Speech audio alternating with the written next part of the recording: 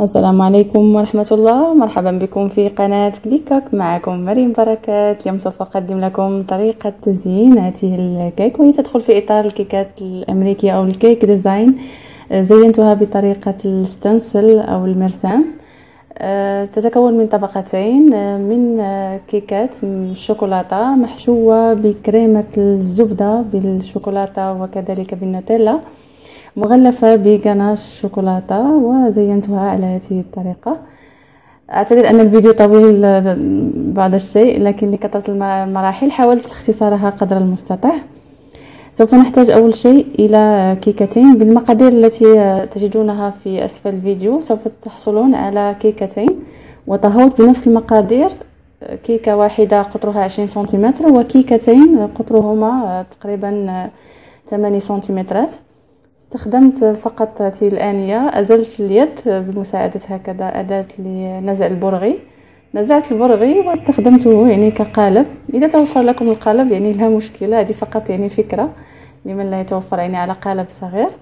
واستعملته وحصلت على كيكتين قطرهما 8 سنتيمتر تقريبا. سوف هنا أنزع ورق الزبدة من الكيكات. يعني الكيكات حضرتها سابقا يعني يوم قبل عملية التركيب أو المونتاج، وحصلت على 3 كيكات قطرهما 20 سنتيمتر وكيكتين قطرهما 8 سنتيمتر، من 8 إلى 10 سنتيمتر. سوف أحتاج أيضا إلى الغناش، غناش الشوكولاتة السوداء. سوف تجدون وصفتها على الرابط الذي يظهر أمامكم الآن، وكذلك سوف أضعه يعني أسفل الفيديو. غناش بالشوكولاتة السوداء لتغليف الكيك. وللحشو سوف نحتاج إلى كريمة الزبدة. هذه هي كريمة الزبدة، كريمة الزبدة بالشوكولاتة على الطريقة الأمريكية. أضفت لها الشوكولاتة وكذلك النوتيلا. يمكنكم أيضا يعني استخدام كريمة الزبدة السويسرية أو الإيطالية وتضيفوا لها يعني الشوكولاتة. سوف أضع لكم جميع الروابط ذات صلة أسفل الفيديو. أول شيء سوف نبدأ بعملية التركيب. سوف أحتاج إلى قرص هكذا من الكرتون في نفس حجم الكيك يعني 20 سنتيمتر. سوف أضع القليل من الغناش فقط لإلصاق الكيك حتى يعني يثبت ولا يتحرك. وسوف أبدأ عملية الحشو. أستخدم فقط الجيب الحلواني لتسهيل العملية على هذا النحو. أضع كمية مهمة من الكريمة. يمكنكم أن تحشوها يعني بأي كريمة مفضلة لديكم، ليس بالضرورة يعني كريمة الزبدة. بعد ذلك سوف أقوم بتمليسها على هذا النحو. توجد في القناة كريم شانتيه كذلك بالشوكولاتة، يمكنكم استخدامها، أو الكريم شانتيه بالبرالين أيضا شهية جدا. أضع قطعة أخرى عفوا من الكيك، ونفس الشيء أضع الحشو وأقوم هكذا بالتمليس بمساعدة هذه الأداة تسمى الكورن. استخدموا أي شيء مسطح يعني لا مشكلة.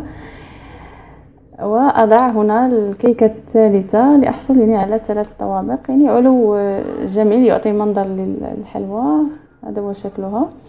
يمكنكم يعني أن تنحتوا الجوانب المتبقية. عفوا هنا سوف أقوم بتغليفها بورق البلاستيك، وسوف أضعها يعني في المجمد حتى تتماسك يعني الزبدة بشكل أسرع. يمكنكم وضعها فقط في الثلاجة يعني حتى تتماسك ويسهل علينا يعني عملية التغليف. نفس الشيء سوف أقوم هنا بأخذ كرتون يعني قطره 8 سنتيمتر. أضع القليل من الغناش وأبدأ يعني عملية الحشو. كما قلت يمكنكم يعني أن تحشوها وتضعوها في المجمد، يعني تخرجوها وقت الحاجة يعني وتقوموا ب يعني تغليفها بالغناش فقط لاختصار الوقت. نفس الشيء أقوم ببسط الكريمة وأضع القطعة الثانية من الكيك، كيك الشوكولاتة. استخدموا أيضا كيك فانيليا يعني أي كيك مفضل لديكم. بعد ذلك نفس الشيء سوف أقوم بتغليفها بالبلاستيك يعني حتى لا تتسرب يعني روائح يعني الثلاجة أو المجمد إلى الكيك، ويبقى يعني بقوام جيد. هنا أزيلها وأبدأ يعني عملية التغليف بالغناش. تلاحظون قوام الغناش يكون يعني مثل الكريمة، يكون يعني بحرارة الغرفة. لا تدعوه في الثلاجة، يعني يكون بحرارة الغرفة. سوف نضع كمية مهمة من الجناش هكذا فوق الكيك. هذه الطريقة التي أصبحت متداولة مؤخرا، يعني عملية التغليف يعني بشكل مقلوب. سوف تلاحظون العملية، يعني تعطي حواف يعني حادة، وتعطي يعني قوام جميل يعني للكيك. سوف أضع ورق الزبدة وأحاول أن أبسط بشكل جيدا باليدين. كما قلت سابقا يمكنكم نحت الكيك، يعني زوائد الكيك من الجوانب، لكن أنا سوف أملأ الفراغات يعني بالغناش. تبقى المسألة يعني اختيارية. هذه المسائل فقط لنحصل يعني على شكل جميل ومتناسق للكيك، فقط يعني حيثيات بسيطة لكن تعطي شكل ومنظر جميل للكيك. سوف أقوم هنا بقلبها. يعني من لا يريد أن يقوم بهذه العملية لا مشكلة، قوموا يعني بالتغليف بشكل عادي لا مشكلة. وسوف أبدأ هنا بعملية التغليف. هنا الشرط يجب أن تكون يعني دائرة الكرتون مساوية تماما للكيك. هنا أنا كانت عندي يعني الكرتون كان أصغر قليلا من الكيك، يعني مما صعب علي الأمر قليلا في عملية التغليف. يعني هذا هو الشرط الوحيد في هذه العملية، يعني حتى نحصل يعني على يعني جوانب حادة يعني ومتوازية بشكل يعني دقيق. وسوف أبدأ هنا بعملية التغليف. سوف أقوم بوضع الطبقتين. هذه هي الطبقة الأولى، أضع كمية من الجناش حتى أغطي يعني كريمة الزبدة حتى لا تبقى يعني ظاهرة. يعني أضع فقط هكذا القليل من الجناش وأدفع إلى الأعلى. عندما أقلب هنا الكيك يعني أضغط حتى يعني أحصل على سطح يعني مستوي، وهنا بمساعدة هذه الأداة أقوم بتمليس الجوانب كما تلاحظون. هذه فقط يعني الطبقة الأولى، يمكنكم أن تدخلوها إلى الثلاجة يعني حتى تتماسك. وأقوم بوضع الطبقة الثانية، يعني أكرر وأحاول أن أملأ الفراغات، يعني أي فراغات أحاول أن أملأها بالجناش. هنا وضعت يعني كرتون أسفل الكيك حتى يسهل علي يعني حمله. وسوف أقوم بوضع الطبقة الثانية من الجناش يعني حتى أغطي أي عيوب، وأستمر على هذا النحو.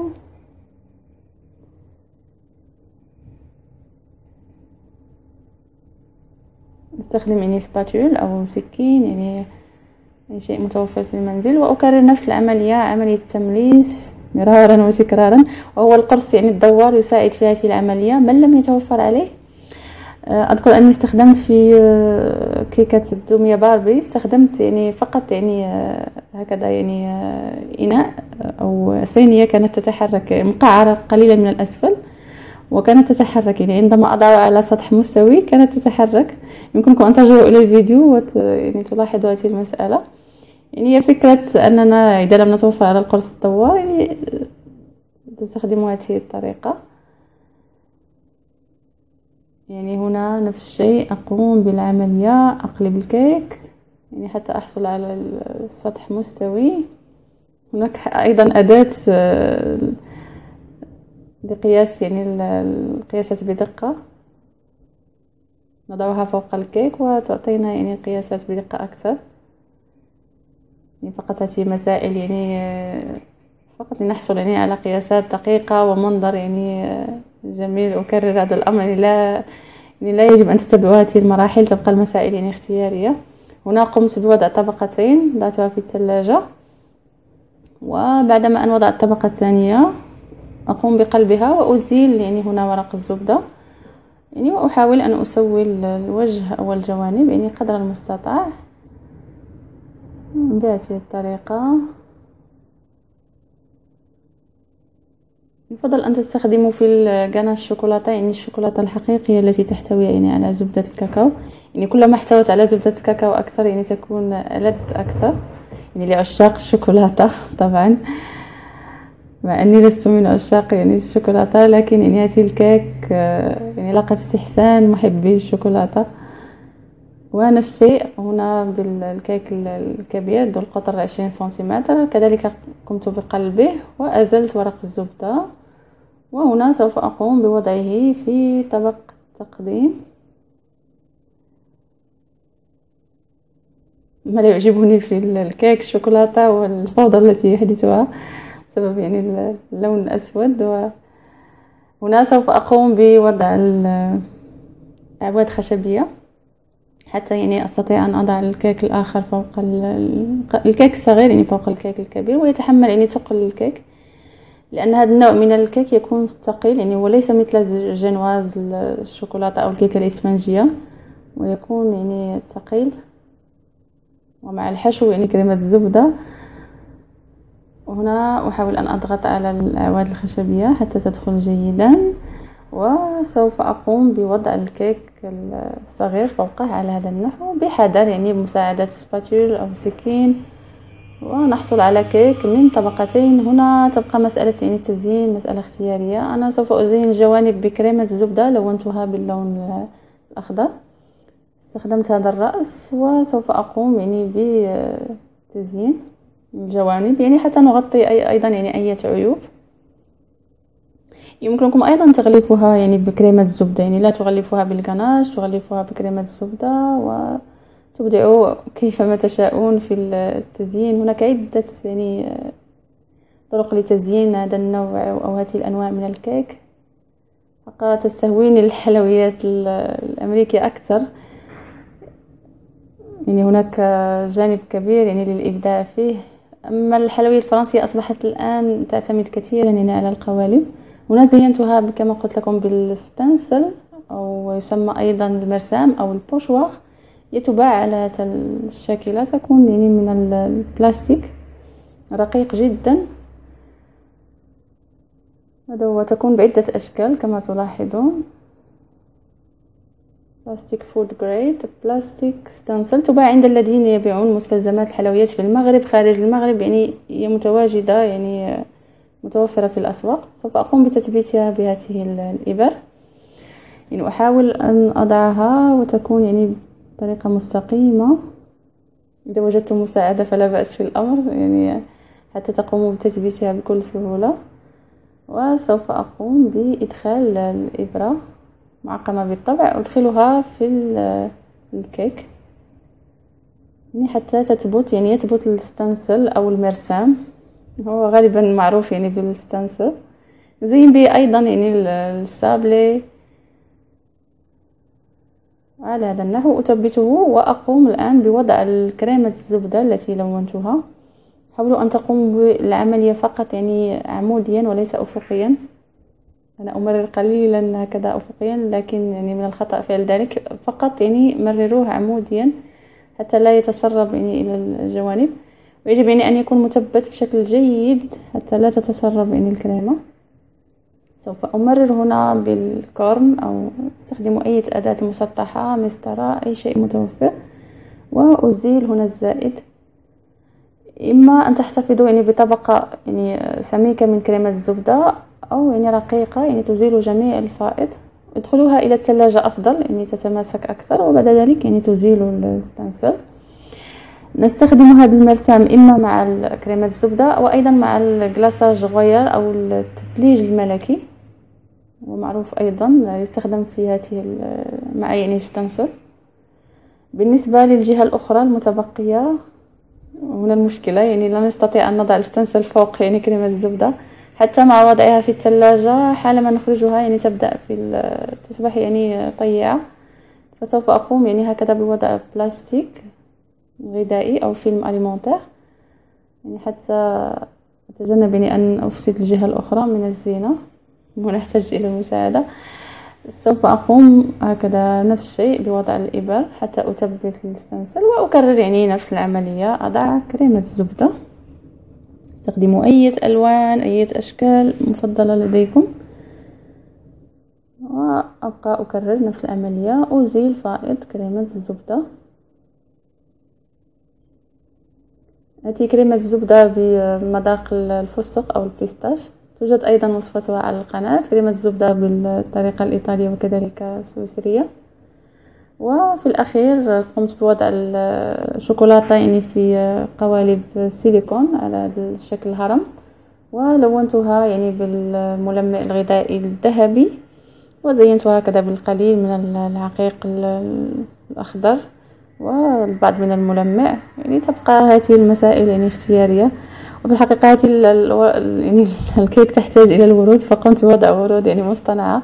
أقل من يتبقى لدي الوقت يعني لصنع ورود، لكن تحتاج يعني إلى لمسة من الورود. أتمنى أن تنال يعني هذه الوصفة إعجابكم، وها أن تجربوها. لا تنسوا أن تزوروا موقع القناة هو www.clickok.com. سوف تجدون وصفات أخرى، وأن تضغطوا على زر لايك إذا أعجبتكم الوصفة، وعلى زر اشتراك لتتوصلوا دائما بالجديد. أشكر متابعتكم، والسلام عليكم ورحمة الله.